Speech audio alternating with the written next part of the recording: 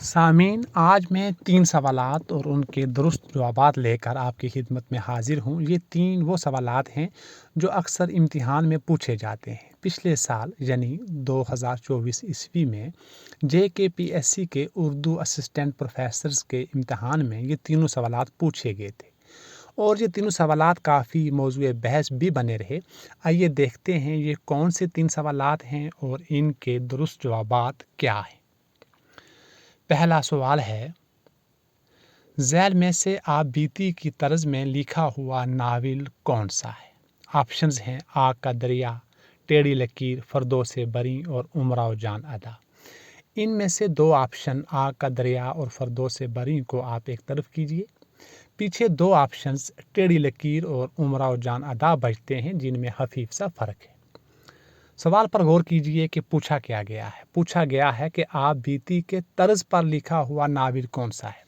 جہاں آپ بیتی کا طرز پوچھا گیا ہے یعنی کس ناول کو آپ بیتی کے متعین کردہ اصول، طریقہ اظہار اور اسلوب کے مطابق لکھا گیا ہے، جس کی زبان اور انداز بیاں صنف آپ بیتی جیسا ہے۔ سوال میں یہ نہیں پوچھا ہوا کہ کس ناول میں آپ بیتی بیان کی گئی ہے یا پیش کی گئی ہے یا آپ بیتی بیان ہوئی ہے۔ واضح رہے کہ آپ بیتی نہیں پوچھی ہوئی، آپ بیتی کا طرز پوچھا ہوا ہے۔ یہ سچ ہے کہ ناول امراؤ جان ادا میں آپ بیتی بیان ہوئی ہے، لیکن یہ ناول آپ بیتی کے طرز پر لکھا ہوا نہیں ہے۔ آپ بیتی کے طرز پر لکھا ہوا ناول ٹیڑھی لکیر ہے۔ ناقدین کا کہنا ہے اور ماننا بھی ہے کہ اگر عصمت اس ناول میں فرضی کردار شمن کی جگہ اپنا اصل نام عصمت لکھ دیتی تو گویا یہ ناول نہیں بلکہ آپ بیتی ہوتا۔ تو اس کا درست جواب جو ہے وہ ٹیڑھی لکیر ہے۔ آئیے اب دیکھتے ہیں کہ سوال نمبر 2 میں کیا پوچھا گیا ہے۔ سوال نمبر 2 میں پوچھا گیا ہے کہ مثنوی گلزار نسیم میں سلطان زین الملوک کے بیٹوں کی تعداد بتائی گئی ہے 2، 3، 4، 5۔ ان آپشنز میں سے اکثریت نے آپشن 4 کو ترجیح دی، شاذ و نادر ہی کسی نے آپشن 5 کو ترجیح دی ہو۔ آپشن 4 کو کیوں ترجیح دی گئی، اس کی کیا وجہ ہے؟ آئیے دیکھتے ہیں اس مثنوی کے اشعار میں کیا کہا گیا ہے۔ خالق نے دیے تھے 4 فرزند، دانا، عاقل، ذکی، خرد مند۔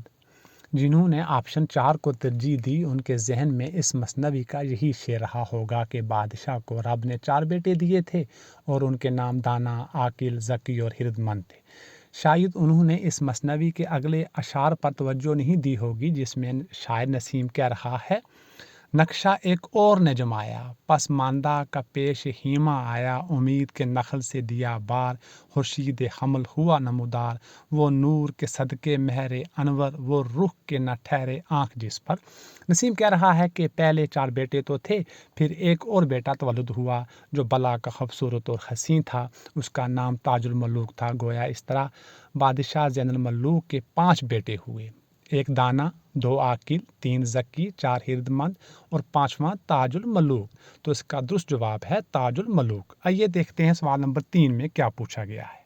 3 میں پوچھا گیا ہے کہ عزیز احمد نے ارسطو کی کتاب پوئٹکس کا ترجمہ اردو میں کس نام سے کیا؟ آپشنز ہیں بوتیکا، فن شاعری، کاشف الحقائق، ذوق ادب اور شعور۔ ان آپشنز میں سے کاشف الحقائق اور ذوق ادب اور شعور کو ایک طرف کیجئے۔ بقیہ 2 آپشن بوتیکا اور فن شاعری بچتے ہیں۔ اصل میں پوچھنے والے نے سوال ہی غلط پوچھا ہے، چونکہ ارسطو کی کتاب کا اصل یونانی یعنی لاطینی نام ڈی پوٹیکا ہے، نہ کہ پوئٹکس ہے۔ پوئٹکس نام سے تو پروفیسر SH بوچر نے ارسطو کی کتاب ڈی پوٹیکا کا انگریزی زبان میں ترجمہ کیا ہے۔ گویا پھر پوئٹکس تو پروفیسر SH بوچر کی کتاب ہوئی، جس طرح اردو میں ارسطو کی کتاب ڈی پوٹیکا کا ترجمہ فن شاعری کے نام سے عزیز احمد نے کیا اور فن شاعری عزیز احمد کی کتاب ہوئی۔ سوال پوچھنا چاہیے تھا کہ ارسطو کی کتاب ڈی پوٹیکا کا ترجمہ عزیز احمد نے اردو میں کس نام سے کیا ہے، تو سوال درست ہوتا۔ پھر آپشن دینے میں بھی غلطی کی ہے، آپشن میں بھی بوتیکا اور فن شاعری دونوں دیے ہیں۔ آئیے دیکھتے ہیں کہ سوالات کے جواب درست کیا ہے۔ ارسطو کی کتاب کا نام ڈی پوٹیکا ہے، عربی میں اس کا ترجمہ بوتیکا کے نام سے ہوا۔ اس کتاب کا نام پوٹیکا کو بوتیکا عربوں نے کیوں کیا؟ آؤ اس پہ تھوڑا سا غور کرتے ہیں۔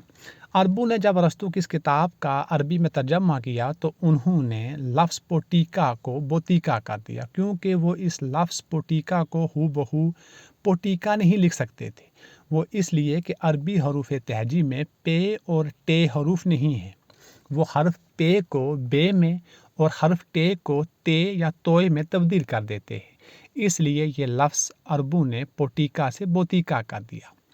عزیز احمد نے ارسطو کی کتاب ڈی پوٹیکا کا ترجمہ اردو میں سن 1941 میں فن شاعری کے نام سے کیا، جسے انجمن ترقی اردو دہلی نے شائع کیا۔ پھر اسی کتاب کو بک ہوم لاہور نے 2006 میں بوتیکا کے نام سے پھر شائع کیا۔ اب یہ دونوں کتابیں عزیز احمد کی ہیں، فن شاعری بھی اور بوتیکا بھی، جو بعد میں شائع ہوئی بوتیکا کے نام سے۔ اسی کتاب کو شمس الرحمن فاروقی نے شریعت کے نام سے بھی 1980 میں ترجمہ کیا تھا، اور جو قومی کونسل برائے فروغ اردو زبان سے شائع ہوئی تھی۔ دوستو شکریہ، اور یہی تھے ان کے درست جوابات۔